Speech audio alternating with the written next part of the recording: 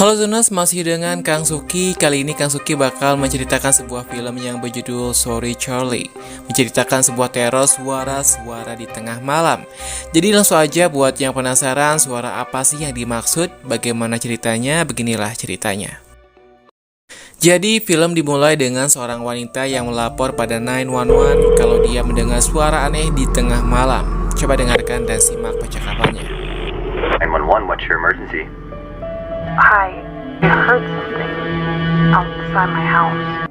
This might sound a bit strange, but What did you hear? it sounded like a baby crying. There it is again. You hear that, right? Yes. Do you know whose child it might be, ma'am? No. I was wondering if I should go out and check. My closest neighbor is a mile away. It just seems odd. Odd. How? Well, I live in the middle of nowhere. I'm just going to step outside and check. Ma'am, maybe you should wait until we can get an officer out there. I do hear it, but But what if it's in trouble? I'm just gonna take a quick look. I don't know if that's the best idea. See anything? It's louder out here. But I don't. Wait, I think I. Tell me what's happening. Ma'am. Ma'am, talk to me. Wanita di percakapan itu mendengar suara bayi menangis tengah malam, padahal rumah dia jauh dari rumah-rumah lain. Dan di akhir percakapannya, wanita ini mengecek suara itu dan tiba-tiba sambungannya terputus. Kemudian di lain tempat ada seorang wanita yang sedang sendirian di rumah. Dia bernama Charlie. Ketika sedang santai-santai, Charlie mendengar suara bayi menangis tengah malam di luar rumahnya. Dan itu terjadi padanya, dan ketika diperiksa, Charlie menemukan lampu tamannya pecah. Dan tak jauh di sana, dia menemukan sebuah rekaman suara bayi itu di mana dari sanalah sumber suaranya. Tapi tiba-tiba ada seseorang memakai topeng di belakangnya membungkam mulut Charlie.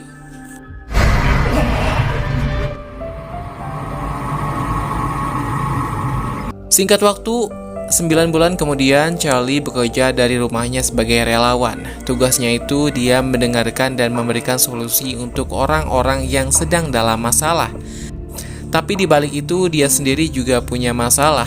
Charlie masih sensitif dengan suara-suara bayi dan dia juga masih trauma dengan orang bertopeng yang sudah memperinya. Sehingga sekarang dia 9 bulan dan mengandung anaknya. Kadang Charlie merasa pria bertopeng itu ada di rumahnya dan dia diharuskan untuk selalu siap kapanpun untuk melawannya.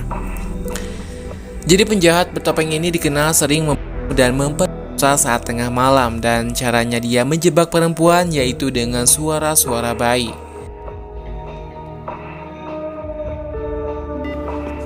Hello, this is Charlie. Oh, there, I can hear you now.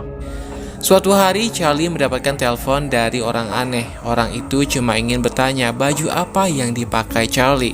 Tapi Charlie langsung menutup teleponnya.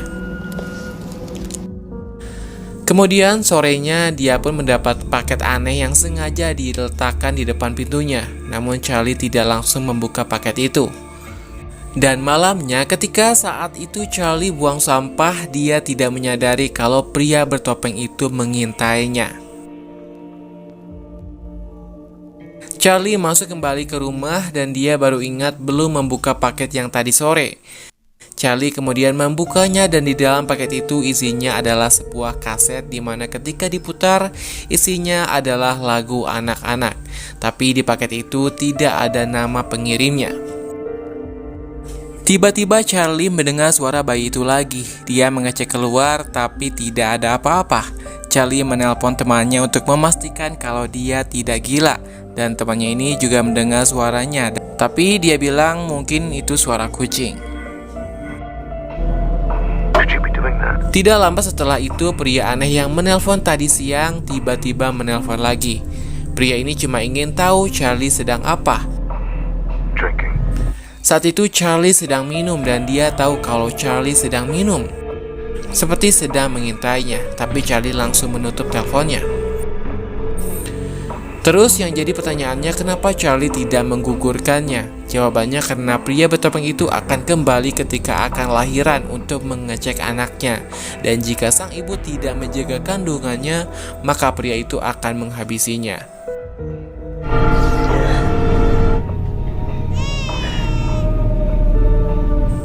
Waktu itu jam 3 pagi, tiba-tiba Charlie terbangun dan mendengar suara bayi di luar.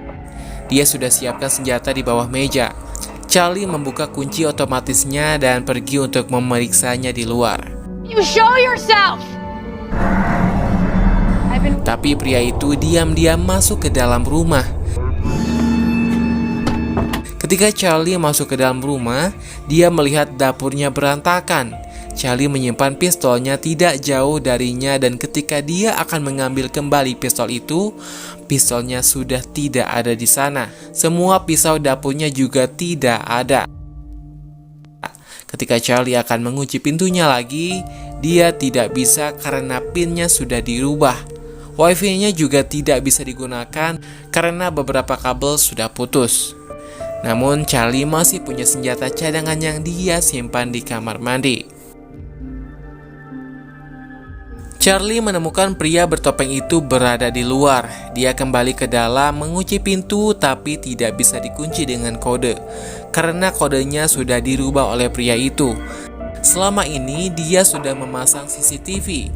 Pria tersebut mengatakan sudah melihat puluhan kali Charlie memasukkan kode. Charlie sempat ingin kabur lewat halaman belakang, tapi setelah dipikir-pikir lagi, inilah kesempatan dia untuk membalaskan dendamnya. Akhirnya Charlie kembali masuk ke dalam, namun tiba-tiba Charlie mulai kontraksi.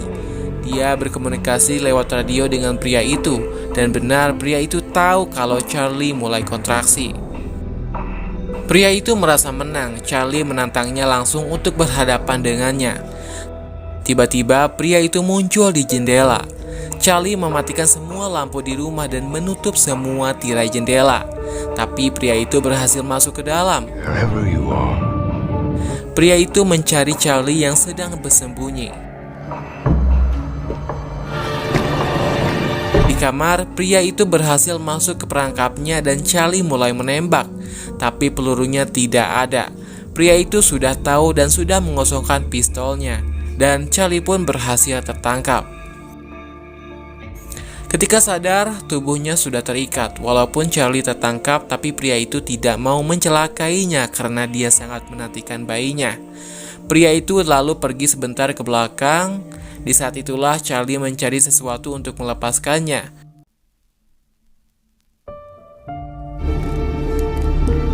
Ketika pria itu kembali, Charlie berhasil melepaskan diri dan kabur ke lantai atas karena dia tahu di sana ada gunting. Saat pria itu menyusul, Charlie berhasil melukainya. Pria itu ketakutan dan perlahan mundur. Tapi pria itu tidak mau melawan karena dia takut bayinya kenapa-napa. Charlie berhasil melukainya 2 kali di bagian dada sampai pria itu pun terjatuh. Setelah itu, untuk membuat pria jahat tersebut marah, Charlie melukai perutnya sendiri dan membuka kemejanya untuk menunjukkan kalau sebenarnya dia tidak hamil.